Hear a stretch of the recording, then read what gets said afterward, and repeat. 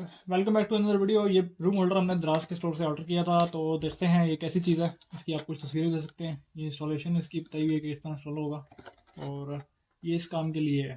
अब देखते हैं ये काम की चीज़ है कि मैंने इस पर मंगवा के पैसे ज़ाया किए हैं। इन्होंने राउट प्लग दिए हैं, स्क्रू दिए हुए हैं इसको लगाने के लिए। अच्छा, अब ये चीज़ है, ये झाड़ू वगैरह ब्रूम होल्डर है। यहाँ पे पोचे वगैरह लटका सकते हैं, यहाँ पे वाइपर वगैरह झाड़ू वगैरह लटका सकते हैं। इसको फिक्स करते हैं और देखते हैं ये काम की चीज़ है कि पैसे मैंने ज़ाया किए। अच्छा, अभी आप देख सकते हैं हमने द्वार पे इसको लगा दिया है।